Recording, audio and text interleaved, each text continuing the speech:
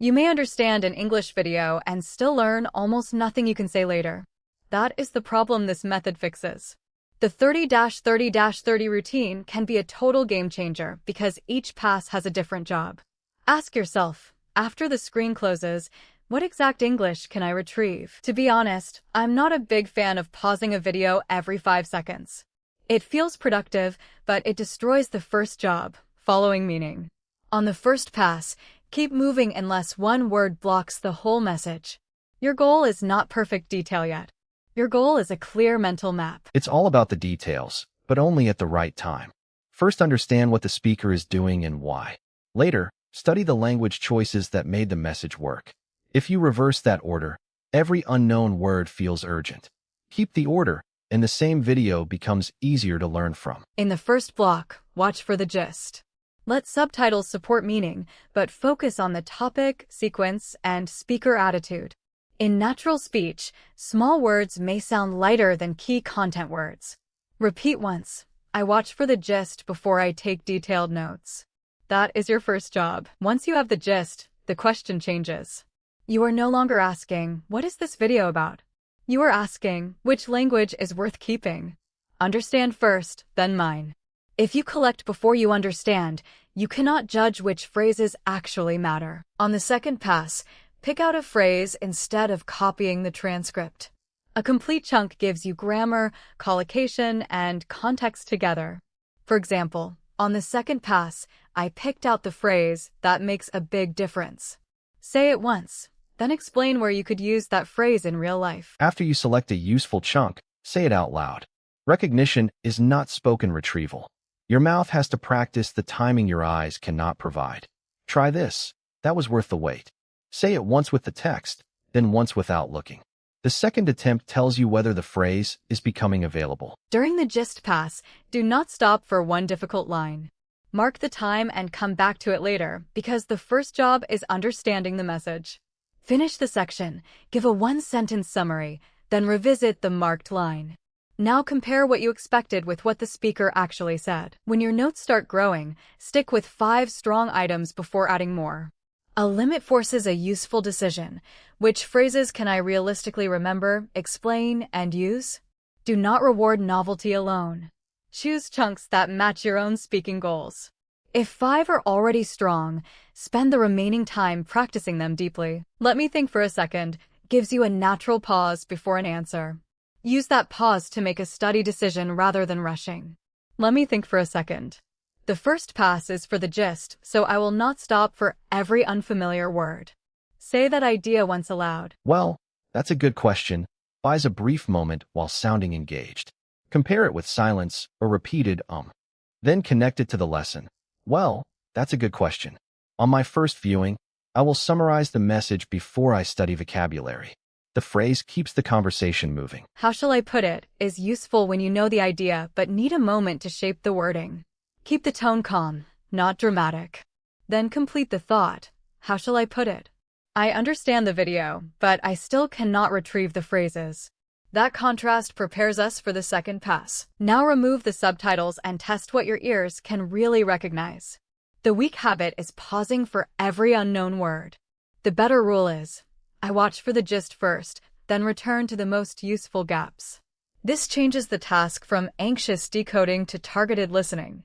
Notice the difference before you replay anything. What I'm trying to say is, works as one connected thought, not 4 separate blocks. Link the smaller words and keep the important message after it clear.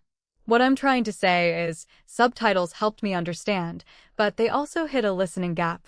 That is exactly what the second pass is designed to reveal. Set a narrow target before the second pass. I'm going to watch this travel vlog and note 3 phrases about getting around a city.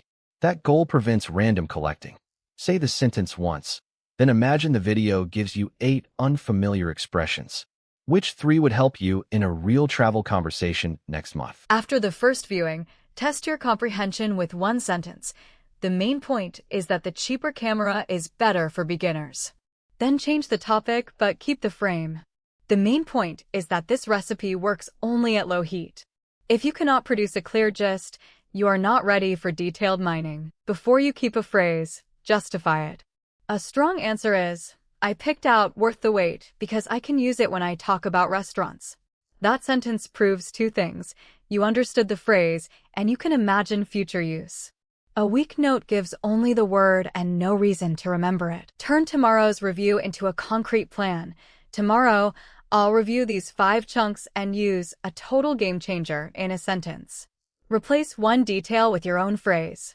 Planning the retrieval matters because a phrase that stays only in today's notebook may disappear before you need it. To be honest, I'm not a big fan of studying with long word lists. The phrase introduces a negative opinion gently, and the structure stays reusable. Notice, not a big fan of followed by a noun or an ing form. Now make one honest sentence about a study habit you dislike, using the same frame. When you shadow, it's all about the details. Stress, linking, and timing. Say, it's all about the details. The words all and details carry the strongest message, while the smaller words stay lighter. Repeat the line once slowly, then again more naturally. Do not increase speed until the rhythm feels stable. This is why fewer notes can produce more learning. If you collect 25 phrases, you may have no time for rhythm, examples, retrieval, or original sentences. 5 to 10 items create space for deeper work. The goal is not the biggest list. It is usable English. Say this rule naturally. I watch for the gist first, then return to the most useful gaps. The contrast matters. First, protects comprehension, then gives detailed study its proper place. Now apply the rule to a cooking video. Which unknown words can wait, and which one actually blocks the main idea? I keep 5 to 10 reusable chunks and practice them. Say the sentence as one thought, not word by word. Then test the principle with a tutorial containing 12 unfamiliar expressions. You do not need 12 notes. Choose the 5 you expect to hear or say again, and leave the rest for later. Do not write only the single word details. Write the full chunk. It's all about the details. The complete phrase preserves natural grammar and a ready-made speaking frame. Now use it in a fresh sentence. When you compare two similar phones, it's all about the details. That is immediately more useful than an isolated word. Use subtitles for the gist, then test your listening without them. That sequence gives support without becoming dependent on support. Apply it to one difficult sentence. Listen twice without subtitles. Predict the missing words. Then check the text briefly. Replay once more after checking and notice exactly what your ears failed to separate. For pronunciation practice, say the line out loud and match the speaker's stress and linking. Do not pronounce every word with equal force. Try, pick it out and say it again. Let the consonant at the end of pick connect smoothly into it. Small linking changes can make fast speech easier to recognize. Review after 1 day, 3 days, and 7 days. But retrieve before you read. Close your notes and recall 3 chunks aloud. Then open the page and repair what you missed. Rereading creates familiarity. Closed note production tests whether the language is actually available without the original video. A total game changer means something that changes a situation in an important, useful way. The clue is the whole phrase, not the word game. Compare, using one short clip for listening and speaking was a total game changer for my study routine. Now choose one learning change that deserves that description for you. To be honest, I'm not a big fan of pausing the video every 5 seconds. Notice how the phrase softens the negative opinion before the criticism. Now change only the ending. To be honest, I'm not a big fan of memorizing isolated words. Keep the frame intact so you practice a reusable chunk, not a one-time sentence. You find 8 unfamiliar expressions. Choose the 5 that are most useful for your own speaking goals. Do not answer by choosing the hardest 5. Ask 3 questions. Can I reuse it? Do I understand the context? Can I imagine saying it? Use those questions, then say your 5 choices aloud. It's all about the details when you shadow. Stress content words, connect easy word boundaries, and keep function words lighter. Try the line at a comfortable speed. Then listen again and copy one feature you missed. Good shadowing is controlled, repeatable imitation, not fast imitation. Watch for the gist as one smooth phrase. In the first session, watch for the gist and resist the urge to stop at every new word. Now answer this check. If one unfamiliar adjective does not change the main point, should you pause? No. Keep moving, finish the idea, and come back only if needed. In the mining block, pick out a phrase you can imagine reusing. Compare 3 options: worth the wait, ceramic burr grinder, and that depends on your budget. For general conversation, the third phrase travels across more situations. Say your choice, then name one context where you could use it naturally this week. Now say it out loud into an action. After you write a chunk, say it out loud 3 times with the original rhythm. Then close the notes and use the chunk in a new sentence. If you can only repeat while reading, you are still recognizing. If you can produce, you are retrieving. If one fast sentence stays unclear, come back to it with support. Try twice, then check the subtitle, identify the missing chunk, and replay once more. Brief support is targeted repair.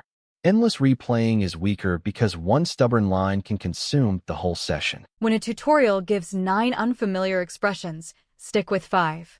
The limit protects time for examples, shadowing, and recall. Do not choose the rarest 5 automatically. Use reusability and personal relevance. A phrase you can use tomorrow may beat a technical term you may never say. Let me think for a second means you need a brief pause before answering, so it replaces repeated with a complete natural phrase. Use it before a study decision. Let me think for a second. During the first 30 minutes, I focus on the gist. Now give your own answer using the phrase. Now pressure test the selection rule. A rare technical word may be essential if it matches your job, exam, or current project. So choose common language is not absolute. The sharper rule is, choose what serves your real goal. Compare a specialist term you genuinely need with a common phrase you simply find interesting. Well, that's a good question. Gives you time without abandoning the conversation. Use it before a real decision. Well, that's a good question. If I have 9 useful chunks, I will keep the 5 I can reuse most. Then explain your choice. The filler should support thinking, not replace the answer that follows. How shall I put it? Helps you hold the floor while shaping a difficult idea. Say it calmly, then complete the thought. How shall I put it? A rare word is useful only when it matches my purpose. Now choose independently between a rare term and a reusable, everyday phrase. What I'm trying to say is, should lead into a clearer reformulation. Link it smoothly, then complete the thought without reading a model. What I'm trying to say is, the second pass is not another viewing. It is a listening test plus selective mining. Now restate that idea in your own words, keeping the meaning. Set your second pass target before you press play. I'm going to watch this travel vlog and note 3 phrases about getting around a city. The number and topic narrow your attention. Say the plan aloud, then choose 3 phrases you could reuse later. Ignore a difficult expression if it does not serve that goal. Use the gist frame on a fresh topic. The main point is that the cheaper camera is better for beginners. Now keep the structure but change the content. The main point is that this app saves time for new users. If your sentence needs several unrelated details, your gist is probably too broad or unfocused. Make the choice before you hear the model. Which note proves future usefulness? A strong answer is, I picked out worth the wait because I can use it when I talk about restaurants. Now choose a different chunk and finish the same reasoning in your own words. The explanation is part of the learning. Build the review plan from memory. Tomorrow, I'll review these 5 chunks and use a total game changer in a sentence. Add day 3 and day 7. Do not open notes first.